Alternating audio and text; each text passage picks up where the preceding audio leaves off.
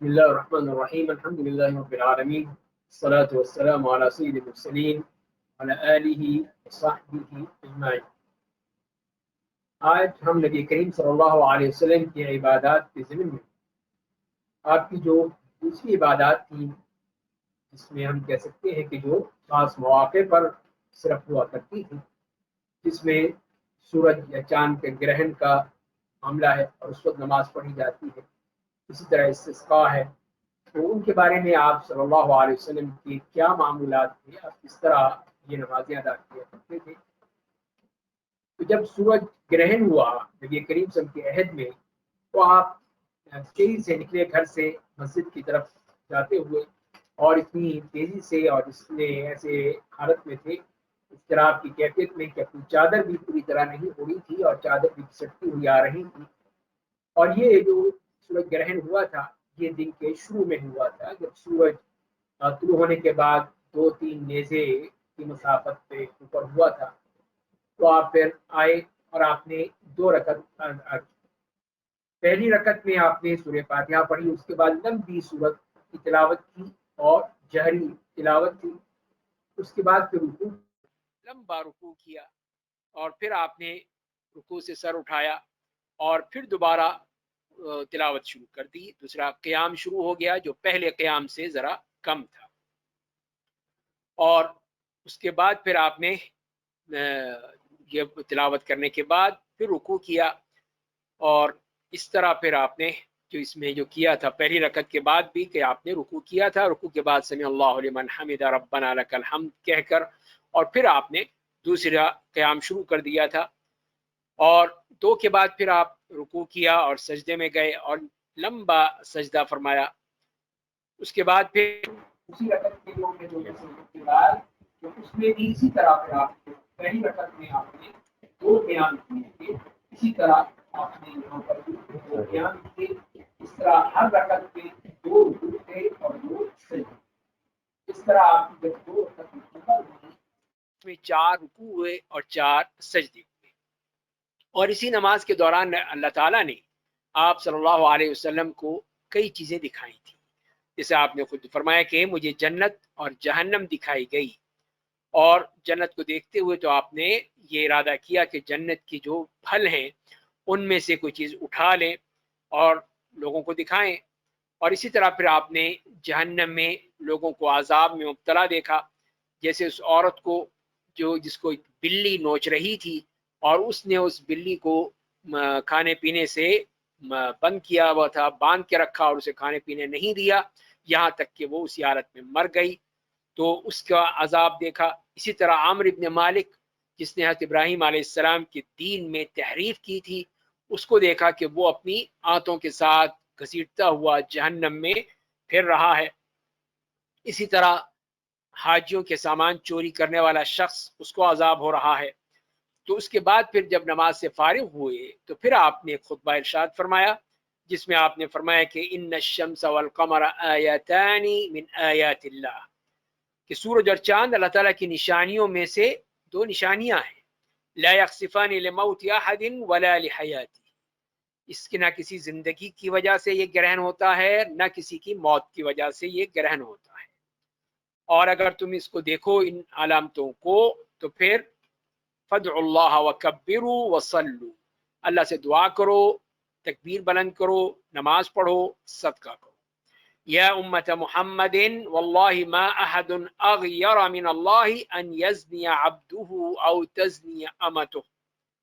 اے امت محمد صلی اللہ علیہ وسلم، اللہ کی قسم اللہ تعالیٰ سے زیادہ غیرت مند کوئی نہیں ہے اس بات پہ کہ اس کا بندہ یا اس کی بندی بدکاری کا ارتکاب کرے۔ اے امت محمد، اللہ کی قسم اگر تم جان لو کہ جو میں جانتا ہوں اور تم نہیں جانتے تو تم ہنسنا بولنا چھوڑ دو اور رونا شروع کر دو، تو لہذا ہنسنا کم کر دو اور کثرت سے رونا شروع کر دو۔ اور پھر آپ فرماتے ہیں کہ میں نے اپنے اس مقام پر ہر چیز دیکھ لی جس کو تم سے وعدہ کیا گیا تھا، یہاں تک کہ میں نے دیکھا کہ میں جنت کے گچھے کو اٹھانے کی کوشش کر رہا ہوں جیسے کہ تم نے مجھے دیکھا تھا کہ میں آگے بڑھا تھا، اور اسی طرح میں نے جہنم کو دیکھا کہ جس کا ایندھن جو ہے وہ ایک دوسرے کو جلا رہا ہے جب تم نے دیکھا کہ میں پیچھے ہٹ گیا تھا۔ اور ایک اور روایت میں اس طرح آتا ہے کہ میں نے جہنم کو دیکھا اور اس سے زیادہ خوفناک منظر میں نے نہیں دیکھا تھا،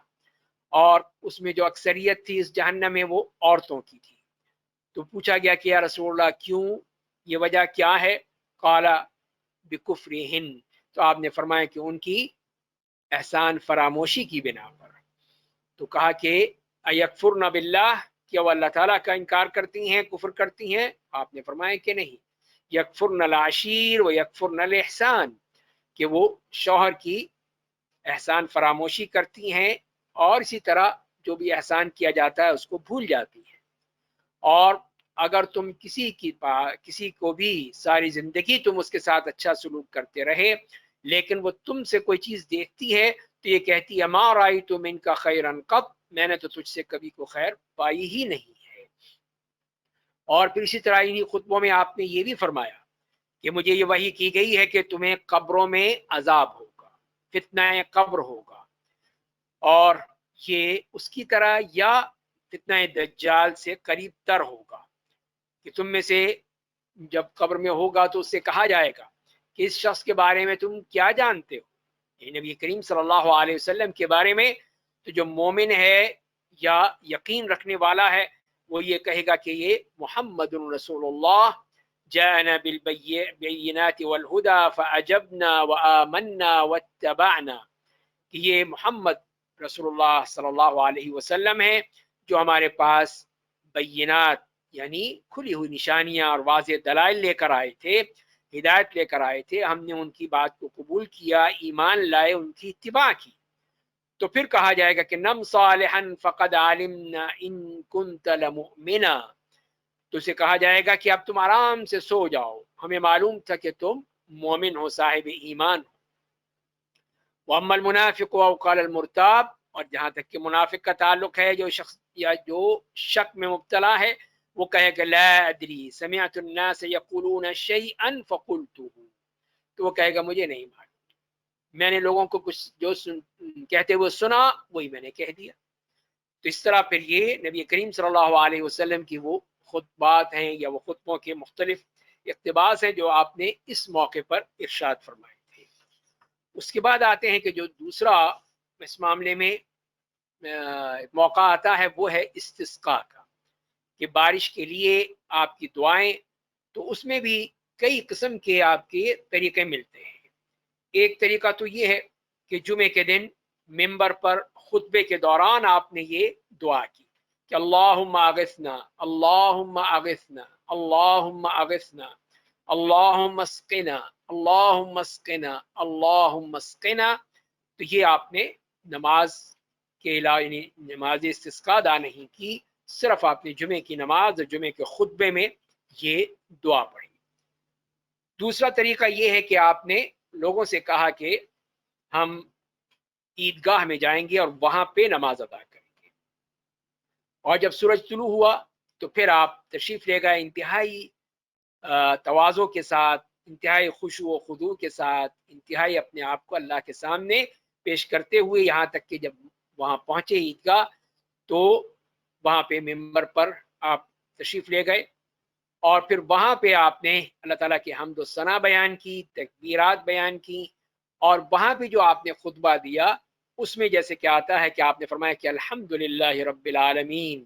الرحمن الرحیم مالک یوم الدین لا الہ الا اللہ یفعل ما یرید اللہم انت اللہ لا الہ الا انت تفعل ما ترید اللہم لا الہ الا انت الغنی ونحن الفقراء انزل علينا الغيث واجعل ما انزلته علينا قوة لنا وبلاغا الى حين۔ اس کے بعد پھر آپ نے ہاتھ اٹھائے اور انتہائی کریازاری کے ساتھ، انتہائی تواضع کے ساتھ دعا کرنے رہے، اور ہاتھوں کو اتنا اونچا آپ نے بلند کیا یہاں تک کہ آپ کے بغلوں کی سفیدی بھی نظر آنے لگی، اور اس کے بعد پھر لوگوں کی طرف پیٹ کرتے ہوئے اور قبلہ رخ آپ کھڑے ہوئے، اور پھر آپ نے اپنی چادر کو چادر میں تبدیلی کی، اور اس طرح کہ اس کا دایاں پلو بائیں جانب اور بایاں جو ہے وہ دائیں جانب، اور اوپر سے نیچے اور نیچے سے اوپر کر کے وہ آپ نے اس طرح چادر کو بدلا ہے۔ اور یہ وہ سیاہ چادر تھی جو آپ نے اوڑھی ہوئی تھی، اور پھر آپ نے دعا شروع کی، دعا کی قبلہ رخ ہو کھڑے ہو کر، اور لوگ بھی اسی طرح کھڑے ہوئے تھے اور دعائیں کر رہے تھے۔ اور اس کے بعد پھر آپ اترے ممبر سے، اور پھر آپ نے 2 رکعت نماز ادا کی بغیر کسی اذان کے اقامت کے، جس طرح عید کی نماز میں ہوتا ہے اسی طرح بغیر کسی اذان اور اقامت کے آپ نے 2 رکعت پڑھی، جس میں آپ نے جہری تلاوت کی۔ پہلی رکعت میں سورہ فاتحہ کے بعد سبح اسم ربک الاعلی، اور دوسری رکعت میں هل اتاک حدیث الغاشیہ۔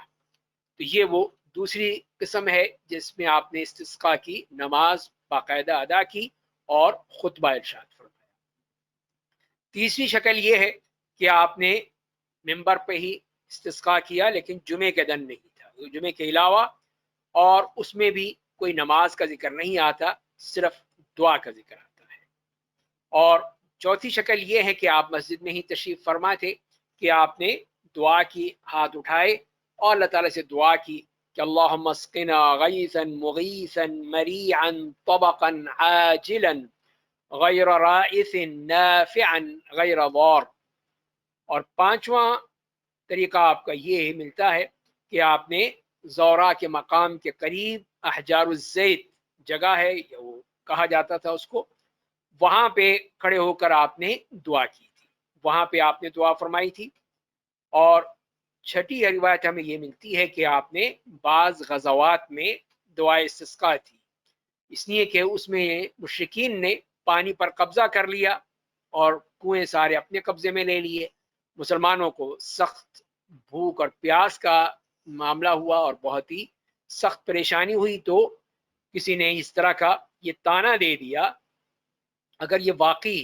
نبی ہوتے تو اپنی قوم کو بھی اسی طرح پانی پلا دیتے جیسے کہ موسیٰ علیہ السلام نے اپنی قوم کو پانی پلایا تھا۔ تو جب آپ تک یہ بات پہنچی تو آپ نے کہا کیا واقعی انہوں نے کہا ہے؟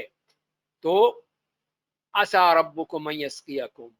تو یقیناً اللہ تعالیٰ بھی تمہیں پانی پلائے گا، تمہارا رب تمہیں ضرور پانی عطا فرمائے گا۔ اور پھر آپ نے دونوں ہاتھ اٹھائے، دعا کی، اور آپ نے اپنے ہاتھ ابھی پھیرے نہیں تھے، یا ہاتھ جھٹکے نہیں تھے، یہاں تک کہ بادل چھا گئے، اور پھر بارش ہوئی، اتنی بارش ہوئی کہ پوری وہ وادی جو تھی اس میں پانی بھر گیا۔ تو لوگوں نے پانی پیا اور خوب اس سے فائدہ اٹھایا۔ اور آپ کی جو دعا ہوتی تھی اسی دعاؤں میں سے یہ دعا بھی ہوتی تھی کہ اللہم اسق عبادک وبہائمک وانشر رحمتک واحیی بلدک المیت اللہم اسقنا غیثا مغیثا مریئا مریعا نافعا غیر ضار وعاجلا غیر آجل۔ اور جب بھی آپ نے پھر اس طرح دعا کی ہے اللہ نے ضرور آپ کی دعا قبول فرمائی ہے اور بارش ہو گئی۔ کبھی ایسا نہیں ہوا کہ آپ نے دعا کی ہو اور بارش نہ ہوئی ہو، یہ تو ممکن ہی نہیں تھا، اللہ تعالیٰ فوراً آپ کی دعا قبول فرماتے تھے۔ اگر بارش زیادہ ہو جاتی، لوگ پریشان ہوتے اور آپ سے پھر یہ التجا کرتے کہ کسی طرح اللہ سے دعا کیجئے کہ یہ سلسلہ رک جائے، تو پھر آپ دعا کرتے کہ اللہم حوالینا ولا علینا، اللہم علی الاکام والجبال والضراب وبطون الاودیة ومنابت الشجر۔ اور اسی طرح جب بارش دیکھتے آپ تو پھر یہ دعا کہ اللہم سیبا نافعا، اور پھر اسی میں ہی یہ بھی آپ کا طریقہ تھا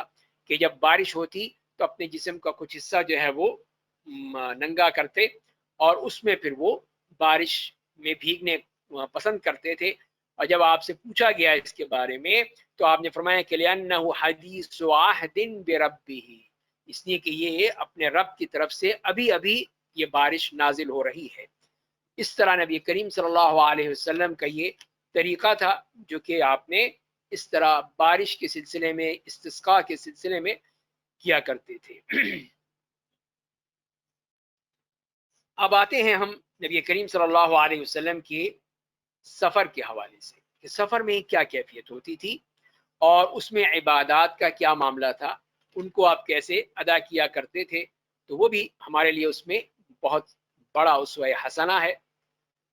تو آپ کے جو سفر ہیں یہ 4 قسم کے ہیں۔ ایک تو وہ سفر جو آپ نے ہجرت کے لیے کیا مکہ سے مدینہ تک،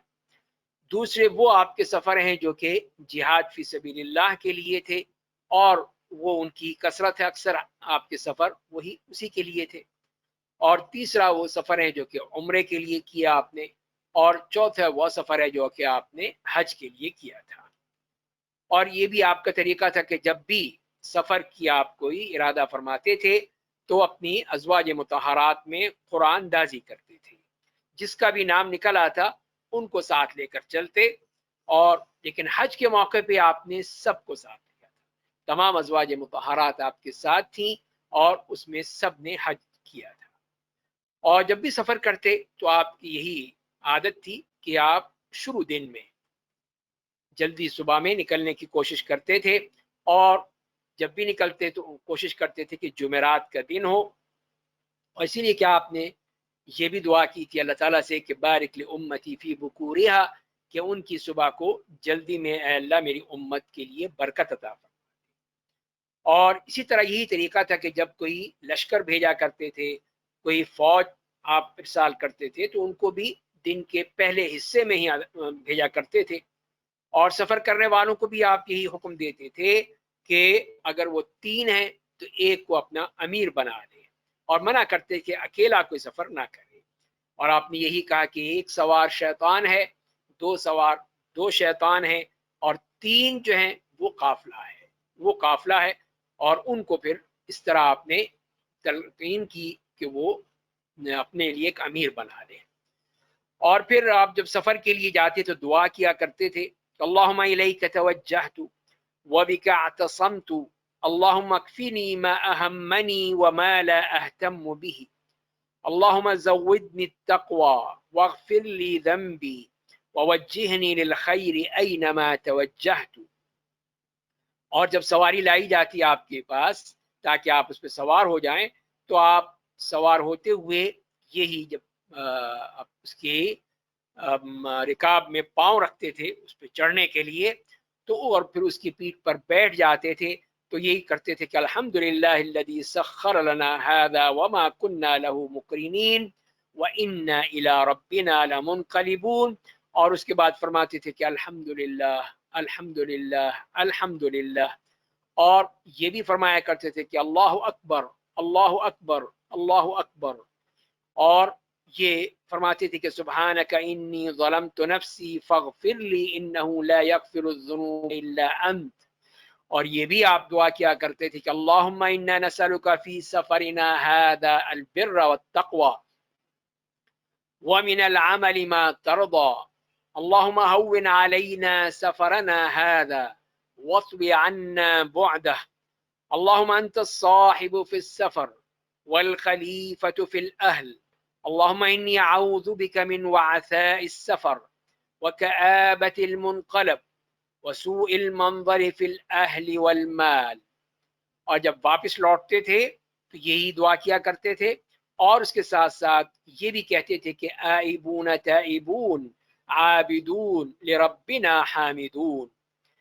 اور اسی طرح آپ کے سفر میں بھی یہی طریقہ تھا، آپ بھی اور صحابہ کرام بھی جب کسی بھی اونچی جگہ پہ چڑھتے، کسی بھی پہاڑی پر، تو اللہ اکبر کہتے ہوئے چڑھتے تھے، اور جب اس سے نیچے اترتے تو سبحان اللہ کہتے تھے، اور جب کسی بستی سے قریب آتے اس میں داخل ہونا چاہتے تو پھر اللہ تعالیٰ سے دعا کیا کرتے تھے کہ اللہم رب السماوات السبع وما اضللن ورب الارضین السبع وما اقللن ورب الشیاطین وما اضللن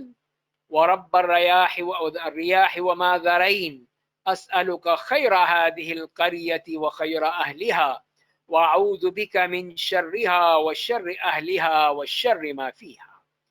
اور یہ بھی دعا ثابت ہے آپ سے کہ اللہم انی اسألک من خیر هذه القرية وخیر ما جمعت فيها واعوذ بك من شرها وشر ما جمعت فيها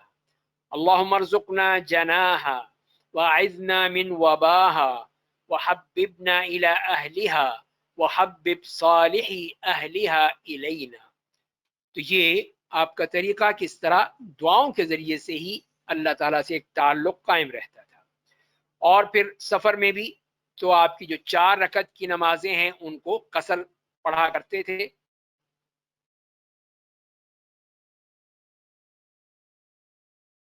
جب سے سفر کے لیے نکلتے مدینے سے اور جب تک کہ واپس لوٹتے تو آپ اپنے سفر میں 4 رکعت کی جو نماز ہے اس کو 2 رکعت ادا کیا کرتے تھے. یہی آپ کا طریقہ تھا. اور اسی طرح آپ سفر میں یہ بھی ہے کہ صرف فرض ہی ادا کرتے تھے، اور یہ ثابت نہیں ہے کہ آپ نے اس سے پہلے سنتیں پڑھی ہوں فرض سے پہلے یا بعد میں پڑھی ہوں، سوائے یہ ہے کہ جو وتر ہے اور فجر کی سنت ہے، ان 2 کو آپ نے ہمیشہ ادا کیا ہے سفر میں حضر میں، لیکن باقی جتنی بھی سنتیں ہیں وہ آپ نے سفر میں ادا نہیں کی ہیں. اور اسی طرح ابن عمر رضی اللہ تعالیٰ عنہ سے یہ پوچھا گیا تو انہوں نے یہی کہا کہ میں نبی کریم صلی اللہ علیہ وسلم کے ساتھ سفر کیا ہے اور میں نے نہیں دیکھا کہ آپ نے سفر میں یہ سنتیں اور نوافل ادا کیے ہیں. اور پھر خود ہی فرماتے ہیں کہ اللہ تعالیٰ یہ فرماتے ہیں کہ لقد کان لکم فی رسول اللہ اسوۃ حسنہ. یہ نبی کریم صلی اللہ علیہ وسلم کا طریقہ. اور اسی طرح آپ کے سفر میں یا ویسے بھی جب بھی آپ اونٹنی پر ہوں، چاہے سفر کے بغیر یعنی مدینے کے اندر بھی ہیں، تو پھر اس میں آپ وہ اپنی اونٹنی پر بھی سنتیں پڑھ لیتے تھے، نفل پڑھ لیتے تھے، اور جدھر بھی رخ ہوتا ادھر ہی پہلے قبلہ رخ پڑھ کے تکبیر کہہ کے اور اس کے بعد پھر اونٹنی جس طرف بھی چلتی آپ اسی طرح چلتے چلے جاتے. رکوع اور سجود جو ہے وہ اشارے کے ساتھ ادا کرتے کہ سجدے کی حالت میں آپ ذرا زیادہ جھکتے تھے، رکوع میں کم جھکتے تھے. تو یہی آپ کا طریقہ تھا جو کہ آپ نے کیا تھا. اسی طرح آپ نے پھر یہ اونٹنی پہ بھی نماز پڑھی ہے، دوسری سواریوں پر بھی نماز پڑھی ہے، اور اسی طرح فرض نماز بھی بعض حالات میں ادا کی ہے جبکہ زمین اس قابل نہیں ہے کہ بارش ہے، کیچڑ ہے، پانی ہے، تو پھر آپ نے اپنی سواری پر ہی نماز ادا کی، چاہے وہ فرض تھی اور سفر کی حالت تھی اس میں بھی پھر آپ نے اسی طرح جیسے ابھی ذکر ہوا نماز ادا کرتے تھے. اور سفر میں ایک اور جو آپ کی عادت تھی کہ نمازوں کو جمع کرنا. تو جب بھی اگر آپ زوال آفتاب سے پہلے گھر سے نکلتے تھے تو پھر ظہر کو بعد میں پڑھتے تھے عصر کے ساتھ ملا کر، اور اترتے اپنی سواری سے پھر دونوں نمازوں کو پڑھ لیتے. اور اگر زوال آفتاب ہو جاتا سفر سے پہلے تو پھر ظہر کی نماز پڑھ کے پھر سوار ہوتے. اور جب اگر کبھی اس میں جلدی ہوتی کہیں جانے کی، یعنی کہ پہنچنا ہے یا وقت تنگ ہے اور خاص طور پہ رات کا وقت میں کہ ایسی جگہ پہنچ جائیں تاکہ رات گزاری جا سکے، تو پھر مغرب کو بھی مؤخر کر دیتے تھے اور اس کو پھر عشاء کے ساتھ ادا کرتے تھے عشاء کے وقت میں، جیسے کہ غزوہ تبوک میں بھی یہ چیز ثابت ہے. اور یہ بھی آتا ہے کہ اگر سفر سے پہلے آپ نے سورج زوال پذیر ہو گیا، زوال آفتاب ہو گیا، تو پھر آپ نے ظہر اور عصر کو جمع کر لیا. اور اگر آپ نے اس کے بعد سفر کیا ہے زوال آفتاب کے بعد تو پھر ظہر کو مؤخر کر دیتے تھے یہاں تک کہ عصر کے لیے جب اترتے تو دونوں ہی نمازیں اکٹھی کر لیتے تھے. اسی طرح مغرب اور عشاء کے بارے میں اسی طرح کی روایات ملتی ہیں کہ نبی کریم صلی اللہ علیہ وسلم نے ان کو بھی جمع کر کے پڑھا ہے. تو لہذا اس سے ثابت یہی ہوا کہ نبی کریم صلی اللہ علیہ وسلم سے جمع تقدیم بھی ثابت ہے اور جمع تاخیر بھی ثابت ہے. دونوں ہی طریقے موجود ہیں جیسے بھی حالات ہوں، جیسے کہ ابھی ہم نے پڑھا کہ اگر زوال سے پہلے نکل گئے تو پھر ظہر کو مؤخر کر دیا اور جمع تاخیر کر، اور اگر وہ زوال سے پہلے نکلے ہیں تو پھر ظہر پڑھ لی راستے میں کہیں تو اس کے ساتھ پھر عصر کو بھی جمع کر لیا. اب آئیے دیکھتے ہیں ان عبادات کے ساتھ ساتھ جو اور آپ کے معمولات تھے ان میں بیماروں کے ساتھ، بیمار لوگوں کے ساتھ آپ کا کیا طریقہ تھا، ان سے عیادت کرتے ہوئے آپ کیا معمولات تھے. تو نبی کریم صلی اللہ علیہ وسلم اپنے صحابہ کرام میں سے جو بھی بیمار پڑتا آپ عیادت کے لیے تشریف لے جاتے. یہاں تک کہ اہل کتاب میں سے بھی اگر کوئی بیمار ہوتا تو اس کے لیے بھی آپ تشریف لے جاتے تھے. جیسے کہ ایک غلام تھا، یہودی غلام، وہ آپ کی خدمت میں رہتا تھا تو آپ اس کی عیادت کے لیے تشریف لے گئے. آپ کے چچا ابو طالب جو کہ شرک کی حالت میں تھے، اس کے باوجود آپ ان کی عیادت کے لیے تشریف لے جاتے تھے، اور دونوں کو آپ نے اسلام کی دعوت دی، اس یہودی غلام کو بھی، بچے کو بھی، اور اپنے چچا کو بھی۔ تو وہ یہودی تو مسلمان ہو گیا، لیکن ابو طالب اسلام قبول نہیں کیا تھا۔ اور پھر آپ کا طریقہ یہ ہوتا کہ مریض کے قریب بیٹھتے، اس کے سر کے پاس، اس سے حال احوال پوچھتے، اور اس سے پوچھتے کہ تم اپنے آپ کو کیسا پا رہے ہو، کیسی کیفیت ہے۔ اور پھر یہ بھی پوچھا کرتے تھے بیمار سے کہ خاص کوئی چیز تم کھانا چاہتے ہو، خاص قسم کی کسی چیز کی تمہیں خواہش ہے، تو اگر وہ اس کے لیے نقصان دہ نہ ہوتی تو پھر آپ کہتے کہ اس کے لیے انتظام کیا جائے، یہ چیز اس کے لیے بنائی جائے یا اس کو لایا جائے۔ اور پھر اپنا دایاں ہاتھ بیمار کے اوپر پھیرتے تھے، بیمار کے جسم پر پھیرتے تھے، اور یہ دعا فرماتے تھے کہ اللہم رب الناس اذهب البأس واشفه انت الشافی لا شفاء الا شفاؤک شفاء لا یغادر سقما۔ یا یوں فرماتے تھے کہ امسح البأس رب الناس بیدک الشفاء لا کاشف له الا انت۔ اور پھر مریض کے لیے 3 دفعہ دعا بھی کرتے تھے، جیسے کہ حضرت سعد کے لیے آپ نے دعا کی اللہم اشف سعدا، اللہم اشف سعدا، اللہم اشف سعدا۔ تو سعد کے لیے آپ نے اس طرح دعا فرمائی۔ اور بیمار کے پاس بھی آتے تو اس کو اطمینان دلانے کے لیے، اس کے دل کو مضبوط کرنے کے لیے فرمایا کرتے تھے کہ لا بأس طہور انشاءاللہ، کہ کوئی بات نہیں ہے، انشاءاللہ یہ پاکیزگی ہوگی، اس سے تمہارے گناہ دھل جائیں گے۔ یا یوں فرماتے کہ کفارۃ و طہور، کہ تمہارے گناہوں کا کفارہ بھی ہو جائے گا اور تم گناہوں سے پاک بھی ہو جاؤ گے۔ اور اگر کوئی کسی کے پھوڑا ہے، زخم ہے، یا اور کوئی ایسی تکلیف ہے، تو آپ اپنی یہ شہادت کی انگلی لے کر زمین پہ لگاتے تھے اور پھر اس کو اٹھاتے اور کہتے بسم اللہ تربت ارضنا بریقت بعدنا یشفى سقیمنا باذن ربنا۔ یہ آپ کا وہ طریقہ تھا جو آپ اس طرح دم کرتے تھے یا وہ پڑھتے تھے۔ اور یہ بھی ہم دیکھتے ہیں سیرت میں کہ نبی کریم صلی اللہ علیہ وسلم اس کے لیے کوئی خاص وقت مقرر نہیں کرتے تھے کہ فلاں دن ہی بیمار کی عیادت کی جائے، بلکہ جب بھی آپ کو معلوم ہوتا تو آپ ضرور تشریف لے جاتے، کبھی دن ہے یا رات ہے تو آپ وہ جاتے۔ اور آپ نے ہی فرمایا ہے کہ اذا عاد الرجل اخاه المسلم مشى في خرفة الجنة حتى يجلس، کہ کوئی بھی شخص اپنے بھائی کی عیادت کے لیے جاتا ہے تو وہ اس طرح چل رہا ہوتا ہے جیسے وہ جنت کے باغات میں چل رہا ہے، یہاں تک کہ وہ بیٹھ جاتا ہے۔ جب وہ بیٹھ جاتا ہے تو رحمت اس کو ڈھانپ لیتی ہے۔ اگر صبح کا وقت ہے تو اس پر 70,000 فرشتے اس کے لیے دعائیں کرتے ہیں یہاں تک کہ شام ہو جائے، اور اگر شام کا وقت ہے تو پھر اس کے اوپر 70,000 دعائیں کرتے ہیں فرشتے یہاں تک کہ صبح ہو جائے۔ تو یہ دیکھیے کتنی بڑی اس کے لیے سعادت ہے کہ فرشتوں کی اس کے لیے دعائیں مل جاتی ہیں۔ اسی طرح اگر آنکھ میں کسی کی تکلیف ہے تو بھی عادت کے لیے گئے ہیں، اور بعض مرتبہ آپ مریض کے پیشانی پہ ہاتھ رکھتے تھے، اس کے سینے پہ، پیٹ پہ ہاتھ پھیرتے تھے اور کہتے تھے کہ اللہم اشفہ، اور اس کی شفا کے لیے دعا کرتے تھے، چہرے پہ ہاتھ پھیر دیتے تھے۔ اور اگر ایسی کوئی حالت ہوتی کہ اس مریض سے مایوسی ہے، کہ حالات ایسے ہیں کہ اس سے بچنا مشکل ہے، تو یہ کہا کرتے تھے کہ انا للہ و انا الیہ راجعون۔ تو یہ آپ کا طریقہ بیمار کے حوالے سے۔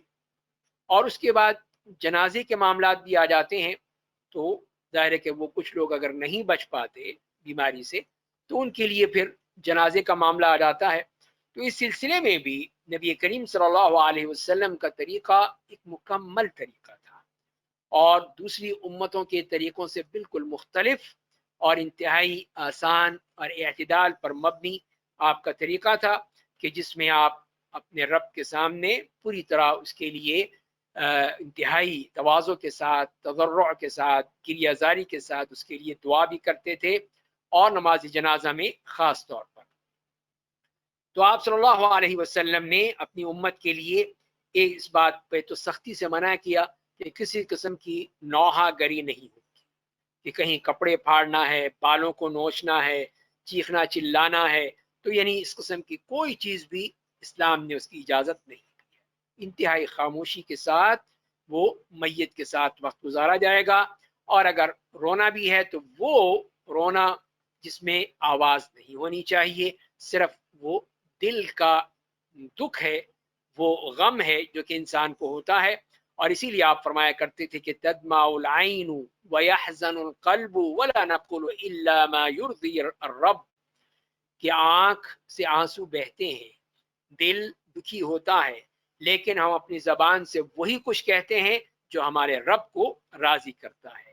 تو اسی لیے پھر آپ نے اپنی امت کے لیے اسی بات کی تلقین کی کہ وہ انا للہ و انا الیہ راجعون پڑھیں اور اپنے رب پہ راضی ہو جائیں، اس نے جو کچھ بھی فیصلہ کیا ہے اس پر راضی رہیں۔ تو یہ چیز جو ہے وہ آنکھ کے آنسو اگر آ جائیں، دل دکھی ہو جائے، تو وہ اس کے منافی نہیں ہے۔ اسی طرح نبی کریم صلی اللہ علیہ وسلم پر بھی کتنے صدمے آئے، لیکن آپ اپنے رب کی قضا پر ہمیشہ راضی رہے، کبھی اس کے اوپر کوئی شکوہ نہیں کیا، ہمیشہ اللہ تعالیٰ کی حمد و ثنا بیان کی۔ آپ نے اپنے بیٹے ابراہیم کی موت پر بھی آپ کی آنکھوں میں آنسو آ گئے، اور پھر اس کے لیے جو ایک بچے کے لیے ایک کیفیت تھی وہ خاص طور پہ آپ کے سامنے نظر آئی، لیکن دل آپ کا اللہ کے حکم پر راضی تھا۔ کسی قسم کی کوئی بھی ایسی بات نہیں تھی کہ جس میں کوئی شکوہ شکایت ہو، آپ کی زبان اللہ کے ذکر سے، اس کی حمد و ثنا سے پوری طرح تر تھی۔ اور یہی آپ صلی اللہ علیہ وسلم کا طریقہ تھا، اور یہی آپ اپنے صحابہ کرام کو بھی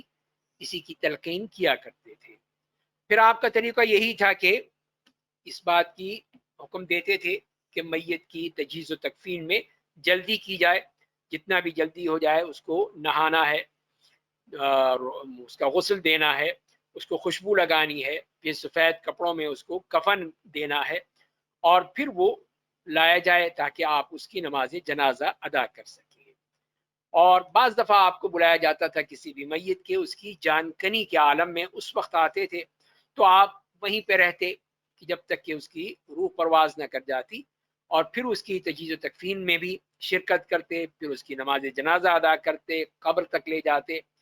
اور صحابہ کرام جب دیکھتے بعض مرتبہ کہ یہ آپ کے لیے باعث مشقت ہوگا تو وہ خود ہی یہ کام کر دیتے،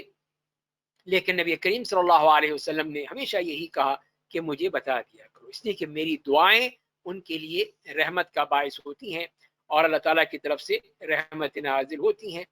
تو اسی لیے وہ یہ کرتے تھے صحابہ کرام کہ وہ خود تیاری کر دیتے تھے تجہیز و تکفین، اور اس کے بعد پھر آپ کے سامنے لاتے تھے اس کا وہ پلنگ، اور اس کے اوپر پھر وہاں پر آپ نماز جنازہ ادا کرتے تھے۔ اور آپ صلی اللہ علیہ وسلم کے طریقہ میں یہ نہیں تھا کہ آپ مسجد میں نماز جنازہ پڑھتے ہوں، عموماً آپ مسجد سے باہر نماز جنازہ ادا کیا کرتے تھے، اور ہو سکتا ہے کہ بعض حالات میں کہ آپ نے مسجد میں بھی ادا کی ہے تو وہ بالکل ناجائز نہیں ہے، پڑھی جا سکتی ہے، جیسے کہ سہیل ابن بیضاء اور ان کے بھائی کی نماز جنازہ آپ نے مسجد میں ادا کی تھی، لیکن یہ آپ کی سنت اور عادت نہیں تھی، آپ کا اصل طریقہ یہی تھا کہ مسجد سے باہر نماز جنازہ ادا کیا کرتے تھے۔ تو یہ نبی کریم صلی اللہ علیہ وسلم کا یہ طریقہ ہمیں ملتا ہے جنازے کے بارے میں۔ اور پھر اسی طرح جو میت کے بارے میں بھی یہ بھی ملتا ہے کہ آپ میت کو کہ جب انتقال ہو جائے تو اس کو ڈھک دیا جائے، اس پہ کپڑا ڈال دیا جائے، آنکھیں بند کر دی جائیں، اور اس کے چہرے کو، بدن کو پوری طرح ڈھانپ دیا جائے۔ اور یہ بھی آپ کا طریقہ تھا کہ آپ میت کے پیشانی پہ بوسہ دیا کرتے تھے، جیسے آپ نے عثمان ابن مظعون رضی اللہ تعالی عنہ کی میت کو اس طرح بوسہ دیا اور آپ کی آنکھوں میں آنسو آ گئے۔ اسی طرح ابو بکر صدیق رضی اللہ تعالی عنہ آپ کی وفات پر آئے اور پھر آپ کے چہرے کو بوسہ دیا۔ تو پھر اسی طرح پھر آپ جب غسل کے لیے بھی کہتے تھے تو میت کو 3 یا 5 یا اس سے زیادہ اگر ضرورت ہو تو پھر اس کو غسل دیا جائے، اور آخری جو غسل کا موقع ہو تو اس میں پھر وہ کافور کو بھی شامل کر لیا جائے۔ اور جو جنگ میں جہاد فی سبیل اللہ میں جو شہید ہوتے تھے ان کو آپ غسل نہیں دیتے تھے، بلکہ یہی کہتے تھے کہ ان کے جسم سے جو انہوں نے چیزیں پہن رکھی ہیں، زرہ ہے یا سر پہ کوئی چیز ہے اور باقی کپڑے اسی طرح ہی ہیں، انہی کپڑوں میں ہی اسی طرح ان کو دفنا دیا جائے۔ محرم کا اگر انتقال ہو احرام کی حالت میں تو اس کے لیے کہا کہ پانی اور بیری کے پتوں سے اس کو غسل دیا جائے اور اس کے وہی دونوں کپڑے جس میں احرام تھے انہی میں ہی اس کو کفن دے دیا جائے اور اس کو نہ خوشبو لگائی جائے نہ اس کا سر ڈھانپا جائے۔ اور یہی کہتے تھے کہ جو بھی کسی کا کفن دیتا ہے تو اس کو چاہیے کہ اچھا کفن ہونا چاہیے، سفید ہونا چاہیے، اتنا بھی نہیں کہ اس میں غلو کیا جائے یا اس میں کوئی مہنگا کپڑا لیا جائے، نہیں، اور اتنا کفن ہونا چاہیے جس سے پورا جسم جو ہے وہ ڈھک جائے اور سر خاص طور پہ ڈھکنا چاہیے۔ اگر پاؤں ننگے ہو جائیں تو اس کے اوپر پھر گھاس پھوس ڈالا جا سکتا ہے، جیسے کہ بعض صحابہ کے ساتھ آپ نے کیا تھا۔ اور پھر آپ صلی اللہ علیہ وسلم کا یہ بھی طریقہ تھا جنازے کے معاملے میں کہ جب جنازہ آتا تو آپ پوچھتے اس کے ذمے کوئی قرض تو نہیں ہے، اور اگر اس پر کوئی قرض نہیں ہوتا تو آپ اس کی نماز جنازہ ادا کر دیتے، اور اگر اس پر کوئی قرض ہوتا تو آپ جنازہ نہیں پڑھتے تھے اور پھر صحابہ کرام سے کہہ دیتے کہ تم اس کا جنازہ پڑھو، اس لیے کہ آپ کی نماز جو ہے وہ ایک طرح سے شفاعت ہے، اور یہ شفاعت جو ہے وہ لازمی ہے، پھر آپ کی شفاعت قبول ہوتی ہے اللہ کے ہاں، اور بندہ جو ہے وہ اپنی اسی قرضے کی طرح سے ایک طرح سے بندھا ہوا ہوتا ہے، اور اس میں جب تک کہ یہ قرضہ ادا نہیں ہوگا وہ کیسے جنت میں جائے گا۔ اور پھر آپ نے یہ طریقہ کیا جب اللہ تعالیٰ نے آپ کو فتوحات عطا فرمائی اور بیت المال بھی مالا مال ہو گیا تو آپ نے یہ کیا، اگر کوئی اس طرح کا مقروض ہوتا تو آپ اس کا قرضہ اپنے ذمہ لے لیتے، بیت المال سے ادا کر دیتے اور اس کی نماز جنازہ پڑھا دیتے تھے۔ تو جب نماز جنازہ شروع کرتے تو اللہ اکبر ہے اور اس میں اللہ تعالیٰ کی حمد و ثنا ہے، اور جیسے کہ ابن عباس نے ایک جنازہ پڑھایا تھا رضی اللہ تعالیٰ عنہما کہ انہوں نے تکبیر تحریمہ کے بعد سورہ فاتحہ پڑھی جہرن، اور یہ بتانے کے لیے کہ یہ دیکھو یہ سنت ہے، اور یہ بھی کہ سورہ فاتحہ پڑھنا جو ہے یہ بھی سنت ہے۔ اور اس کے بعد جو ہم یہ دیکھتے ہیں کہ جس میں جنازے کی اس نماز میں اصل چیز جو ہے وہ دعائیں ہیں، وہی دعائیں ہیں، تو جو دعائیں آتی ہیں آپ نے سورہ فاتحہ پڑھی، پھر آپ نے نبی کریم صلی اللہ علیہ وسلم پر درود بھیجا، اور پھر آپ کی جو دعائیں ثابت ہیں اس میں آتا ہے کہ اللہم اغفر لہ وارحمہ وعافہ واعف عنہ واکرم نزلہ ووسع مدخلہ واغسلہ بالماء والثلج والبرد ونقيه من الخطايا كما ينقى الثوب الأبيض من الدنس وأبدله دارا خيرا من داره وأهلا خيرا من أهله وزوجا خيرا من زوجه وأدخله الجنة وأعذه من عذاب القبر ومن عذاب النار۔ اسی طرح آپ کی دعاؤں میں سے یہ بھی دعا تھی کہ اللہم اغفر لحینا ومیتنا وصغیرنا وکبیرنا وذکرنا وانثانا وشاهدنا وغائبنا اللهم من أحييته منا فأحيه على الإسلام ومن توفيته منا فتوفه على الإيمان اللهم لا تحرمنا أجره ولا تفتنا بعده۔ اور اسی طرح آپ کی دعاؤں میں یہ بھی تھی کہ اللهم إن فلان ابن فلان في ذمتك وحبل جوارك فقه فتنة القبر ومن عذاب النار فأنت أهل الوفاء والحق فاغفر له وارحمه انك انت الغفور الرحیم۔ اور آپ کی دعاؤں میں یہ دعا بھی تھی اللہم انت ربها وانت خلقتها وانت رزقتها وانت هديتها للإسلام وانت قبضت روحها وتعلم سرها وعلانيتها جئنا شفعاء فاغفر لها۔ اور اس طرح پھر آپ لوگوں کو بھی جو نماز ادا کر رہے ہیں ان کو یہ کہا کرتے تھے کہ پورے اخلاص کے ساتھ اس کے لیے دعا کرو۔ تو 4 تکبیرات میں نماز جنازہ آپ ادا کیا کرتے تھے، 5 بھی آپ نے تکبیرات اس میں کہی ہیں، اور صحابہ کرام بھی 4، 5 اور 6 تکبیرات تک کہا کرتے تھے۔ زید ابن ارقم رضی اللہ تعالیٰ عنہ دفعہ 5 تکبیرات کے ساتھ آپ نے نماز جنازہ ادا کی، اور یہ بتایا کہ نبی کریم صلی اللہ علیہ وسلم نے اس طرح بھی نماز جنازہ ادا کی ہے۔ اور علی ابن ابی طالب رضی اللہ تعالیٰ عنہ وہ بھی بتاتے ہیں کہ انہوں نے سہل ابن حنیف رضی اللہ تعالیٰ عنہ کی نماز جنازہ میں 6 تکبیرات ادا کی تھی، اور اس طرح اہل بدر پہ 6 تکبیرات ادا کیا کرتے تھے، اور باقی جو صحابہ تھے ان کی 5 تکبیرات۔ تو یہ سیدنا علی ابن ابی طالب رضی اللہ تعالیٰ عنہ کا طریقہ بھی اسی طرح معلوم ہوتا ہے کہ مختلف طریقوں سے اور اس طرح تکبیرات میں، اور جو باقی تکبیرات تھی اس میں بھی دعائیں ہوتی تھی، مزید دعائیں پڑھتے تھے۔ اور اسی طرح پھر نماز جنازے میں جو آپ کا طریقہ تھا کہ آپ سلام پھیرتے تھے، تو دونوں طرف بھی آتا ہے کہ دونوں طرف سلام پھیرتے تھے، اور بعض روایات میں آتا ہے کہ ایک طرف آپ نے سلام پھیرا ہے۔ تو یہ بھی آپ صلی اللہ علیہ وسلم سے اس طرح ثابت ہے کہ آپ نے یہ جنازے میں آپ نے کیا ہے۔ اور پھر آپ کی اسی جنازے کے حوالے ہی سے آپ نے اس شخص کی نماز جنازہ ادا نہیں کی جس نے خودکشی کی ہو اور اپنی جان خود لی ہو، یا جس نے مال غنیمت میں سے کوئی چوری کی ہو، اور جہاں تک کہ وہ لوگ ہیں جن کو کسی حد کی وجہ سے ان کو مارا گیا ہے، ان کے اوپر حد قائم کی گئی ہے اور اس میں ان کی جان چلی گئی، تو اس میں یہ ہے کہ آتا ہے کہ آپ نے ان کی نماز جنازہ ادا کی، جیسے کہ وہ بنی جوہینہ کی جو خاتون تھی اس کے اوپر آتا ہے کہ آپ نے اس کی نماز جنازہ ادا کی، اور اسی طرح ماعز ابن مالک رضی اللہ تعالیٰ عنہ کے حوالے سے کہ ان پر حج جاری ہوئی اور پھر آپ نے ان کی نماز جنازہ بھی ادا کی۔ اور پھر نبی کریم صلی اللہ علیہ وسلم کا یہ بھی طریقہ تھا کہ جب بھی آپ میت پہ نماز جنازہ ادا کرتے تھے تو پھر اس کے ساتھ ساتھ جاتے تھے قبرستان پیدل چلتے ہوئے اس کے آگے آگے، اور یہی خلفائے راشدین کا بھی طریقہ تھا آپ کے بعد کہ وہ بھی اسی طرح۔ اور تو یہی ہے کہ جو بھی یہ سنت بن گئی کہ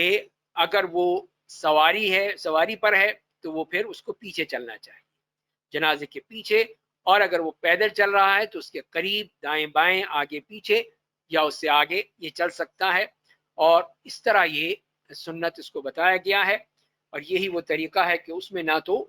بھاگنے کی ضرورت ہے، نہ دوڑنے کی، نہ بلکہ آرام سے سکون کے ساتھ اطمینان کے ساتھ وہ اس کو جنازے تک لے جایا جائے گا۔ اور جب آپ اس کے پیچھے جاتے تھے، جنازے کے ساتھ جاتے تھے، اس وقت تک نہیں بیٹھتے تھے جب تک کہ اس کو زمین پہ رکھ نہ دیا جائے، اور یہی فرمایا کہ اگر تم جنازے کے پیچھے جاؤ تو اس وقت تک مت بیٹھو جب تک کہ اس کو رکھ نہ دیا جائے۔ تو یہی وہ آپ کا طریقہ تھا۔ اور پھر آپ کے طریقے میں اور آپ کی سنت میں یہ چیز نہیں تھی کہ آپ نے ہر میت کے لیے نماز غائبانہ جنازہ ادا کیا ہو۔ کتنے ہی مسلمان جن کا انتقال ہوا اور وہ مدینے میں نہیں تھے، باہر تھے، کہیں اور انتقال ہوا، تو آپ نے ان کی نماز جنازہ ادا نہیں کی۔ صرف اور صرف ہمیں جو حدیث ملتی ہے کہ آپ نے نجاشی جو شاہ حبشہ کا انتقال ہوا تو پھر آپ نے ان کی غائبانہ نماز جنازہ ادا کی، تو یہ ان کے لیے تھا۔ اور اس میں بعض لوگوں نے کہا کہ اس لیے کہ انہی کے لیے مخصوص تھا، جیسے کہ بعض ائمہ کا یہ خیال ہے ان کی نماز جنازہ وہاں ادا نہیں کی گئی تھی، وہاں اور مسلمان نہیں تھے، اس لیے پھر آپ نے ان کی نماز جنازہ ادا کی تھی۔ بہرحال اس کے جواز کا پہلو ہے، لیکن کوشش یہی کرنی چاہیے کہ ایسے لوگوں کی جو ایسی حالات میں ہوں جیسے کہ نجاشی تھے۔ اور یہ بھی آپ سے ثابت ہے کہ اگر کوئی جنازہ گزرتا اس کے پاس تو آپ اس کے لیے کھڑے ہو جاتے تھے اور لوگوں سے بھی کہتے تھے کھڑے ہو جاؤ، اور یہ بھی ثابت ہے کہ آپ بیٹھ جاتے تھے۔ تو بہرحال دونوں جائز ہیں، بعض نے کہا کہ کھڑا ہونا منسوخ ہے، بیٹھنا ہی چاہیے، لیکن بہرحال تو اس سے بہتر یہ ہے کہ اس کو ہم یہی کہیں کہ استحباب ہے، اگر کوئی کھڑا ہو جاتا ہے تو اس میں بھی کوئی حرج نہیں ہے، بیٹھا رہے تو کوئی بھی حرج نہیں ہے۔ اور آپ ہی کا یہ طریقہ تھا اس معاملے میں کہ سورج کے طلوع ہوتے وقت میت کو دفن نہ کیا جائے، اور نہ ہی غروب کے وقت، اور نہ ہی زوال کے وقت جبکہ یا سورج بالکل ہی سر پہ ہو۔ اور پھر آپ کی جو طریقہ تھا وہ لحد کا طریقہ تھا کہ لحد بنائی جائے، کھود کیا جائے اور اس کو گہرا کھودا جائے، اور خاص طور پہ میت کے سر اور پاؤں کے قریب اس کو ذرا وسیع کیا جائے۔ اور پھر جب آپ سے یہ بھی ثابت ہے کہ جب میت کو قبر میں رکھا جاتا ہے تو یہ کہا جائے بسم اللہ وباللہ وعلی ملت رسول اللہ. اور ایک روایت میں اس طرح آیا ہے کہ بسم اللہ وفی سبیل اللہ وعلی ملت رسول اللہ. اور اس کے بعد جب وہ اس کے اوپر مٹی ڈالی جاتی تھی تو اس پہ بھی آپ بھی اپنے دست مبارک سے مٹی ڈالتے تھے، اور 3 دفعہ مٹی ڈالنے کا آپ سے ثابت ہے. اور پھر جب تدفین سے فارغ ہوتے تو قبر پر کھڑے ہوئے ہی یہ دعا کرتے اس کی ثابت قدمی کے لیے، اور پھر یہی آپ کہتے تھے کہ اس وقت اس کے لیے ثابت قدمی کی دعا کرو. اور نہ قبر پر بیٹھ کے کوئی پڑھتے نہیں تھے، نہ کوئی تلقین کا کوئی طریقہ تھا کہ اس کو تلقین کرتے ہو. ایسی کوئی بات بھی ایسی نہیں تھی جو کہ نبی کریم صلی اللہ علیہ وسلم سے ثابت ہو. صرف یہی ہے کہ آپ نے اس کے لیے بتا دیا ہے اور اس کی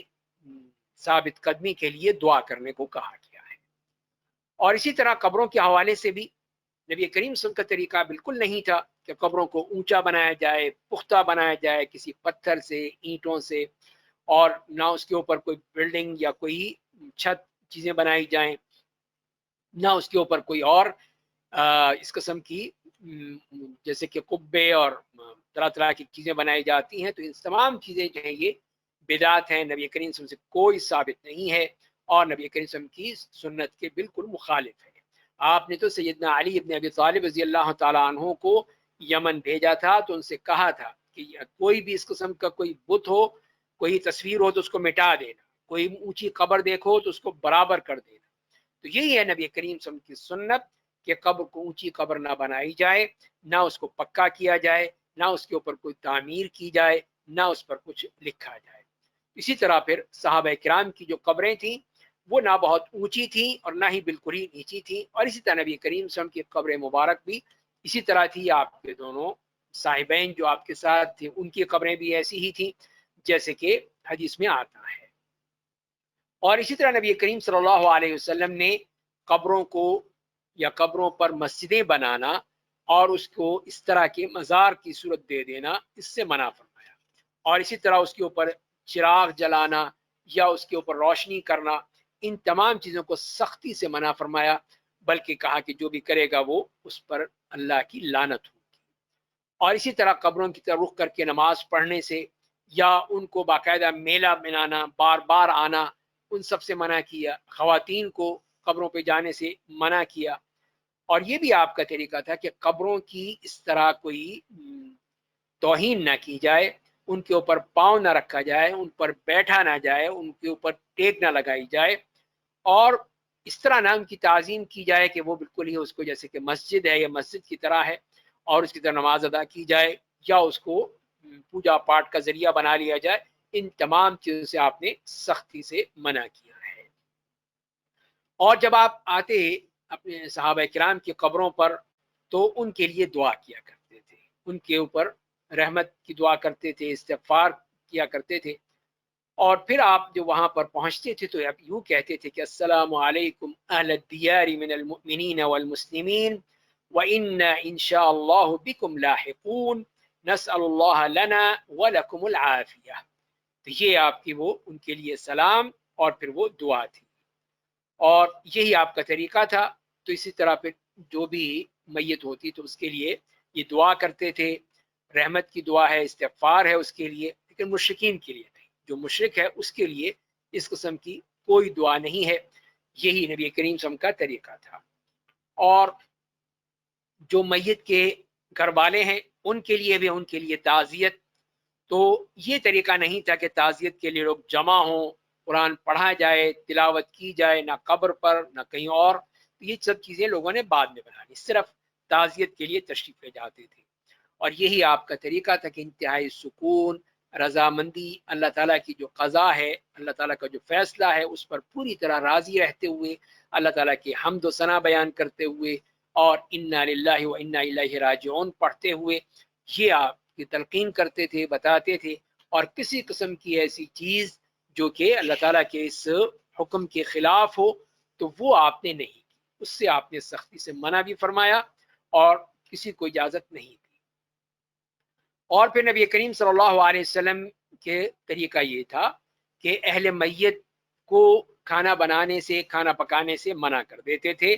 اور بلکہ یہ کہتے تھے دوسرے لوگوں سے کہ ان کے ہاں کھانا بھیجیں، ان کے ہاں کھانے کا انتظام کریں کہ وہ اپنے اسی غم میں مصروف ہیں، دکھ میں ہیں، تکلیف میں ہیں، تو لہذا تم ان کو اس طرح کھانا بنا کر بھیج دو۔ تو اس لیے پھر جو پڑوسی ہیں ان کا فرض ہے، جو رشتہ دار ہیں، اہل و عیال ہیں، اور یا قریبی دوست ہیں، ان کا ہے کہ وہ پھر ان کا خیال رکھیں اور ان کو کھانا بھیجتے رہیں۔ زیادہ 2 دن 3 دن جیسے سوگ کے دن ہے، اس طرح نہیں ہے کہ وہ سلسلہ چلتا ہی رہے۔ تو یہی ہے جو اخلاق سکھائے گئے ہیں، ان میں یہ کتنا بہترین اخلاق ہمیں سکھایا گیا ہے کہ ہم اہل میت کو اس وقت جب کہ وہ اپنے غم میں ہیں، ان کو کھانے پینے کے بجائے ان کو اسی غم میں یہ ہے کہ وہ اس سے نمٹ لیں اور پھر صبر و سکون کے ساتھ اس وقت کو گزار لیں، اور ان کے لیے انتظامات کر دیا جائے ان کھانے کا۔ اور اسی طرح نبی کریم صلی اللہ علیہ وسلم کا یہ طریقہ نہیں تھا کہ میت کے بارے میں اس طرح جو ہے وہ خبریں دی جائیں، یا وہ جو طریقہ تھا جاہلیت کا کہ اس کے اوپر وہ چیخنا چلانا اور پھر طرح طرح کی باتیں کرنا، تو وہ جاہلیت کی باتیں تھیں۔ اصل چیز کیا ہے؟ وہ ہے صرف وہ بتانے کا۔ وہ کیا جا سکتا ہے کہ کسی بھی ذریعے سے لوگوں کو بتا دیا جائے، لوگوں کو اطلاع کر دی جائے کہ فلاں شخص کا انتقال ہو گیا ہے، اس کا جنازہ فلاں دن ہوگا، فلاں وقت ہوگا، فلاں جگہ ہوگا، تاکہ لوگ آ سکیں، حاضر ہو سکیں اور اس کے جنازے میں شریک ہو جائیں۔ تو یہ نبی کریم صلی اللہ علیہ وسلم نے خاص طور پہ اس میں تلقین کی ہے۔ تو یہ وہ چیزیں ہیں جو ہمیں ملتی ہیں نبی کریم صلی اللہ علیہ وسلم کی سنت سے، اسی پہ عمل کرنے میں ہی ہمارے لیے خیر ہے۔ اس میں کوئی چیزیں اپنی طرف سے شامل کر لینا، اپنی طرف سے بنا لینا، یہ بدعات کے زمرے میں آتا ہے۔ تو لہذا ایسے موقع پر جیسے کہ کھانے کا ہی سلسلہ ہے، بعض لوگ جو ہیں کھانے کا اہتمام کرتے ہیں، سب لوگوں سے کہتے ہیں کہ وہ آئیں اور کھانا کھائیں اور کھانے میں شریک ہوں، تو یہ چیزیں ثابت نہیں ہیں۔ تو صرف اور صرف کھانا جو ہے وہ اہل میت کے لیے ہے، ان لوگوں کے لیے ہے جو گھر میں ہے، تو وہ کھانا کھا سکتے ہیں۔ باقی جو لوگ ہیں نماز جنازہ ادا کر کے یا قبرستان جا کے اس کے بعد ان کو چاہیے کہ وہ اپنے گھروں کو واپس چلے جائیں، گھروں کو واپس جائیں، اپنے گھر میں کھانا کھائیں۔ تو یہاں پہ میت کے گھر کا کھانا جو ہے اس سے آپ نے سختی سے منع کیا، اس طرح اجتماع کرنے سے منع کیا، اور اس کے بعد پھر اس کے بعد کوئی تیجا ہے یا 10واں ہے یا 40واں ہے یا برسی ہے، یہ تمام چیزیں جو ہیں یہ کسی طور پہ بھی نبی کریم صلی اللہ علیہ وسلم سے ثابت نہیں ہے، کوئی بھی اس کا ثبوت نہیں ملتا ہے۔ آپ نے جو فرمایا ہے سوگ صرف 3 دن کا، یہی فرمایا کہ 3 دن کا سوگ ہے، اور صرف اس عورت کے لیے جس کا شوہر انتقال کر جائے تو اس کے لیے 4 ماہ اور 10 دن کا سوگ ہے اور عدت ہے، لیکن اس کے علاوہ جو ہے وہ صرف 3 دن ہی سوگ منایا جا سکتا ہے، اس سے زیادہ نہیں ہے۔ اللہ تعالیٰ سے دعا ہے کہ ہمیں نبی کریم صلی اللہ علیہ وسلم کی سنت اور آپ کے طریقے پر چلنے کی توفیق عطا فرمائے، ہر قسم کی بدعات سے اپنے آپ کو بچانے کی اور لوگوں کو بچانے کو اور اس کو منع کرنے کی توفیق عطا فرمائے۔ وآخر دعوانا ان الحمد للہ رب العالمین۔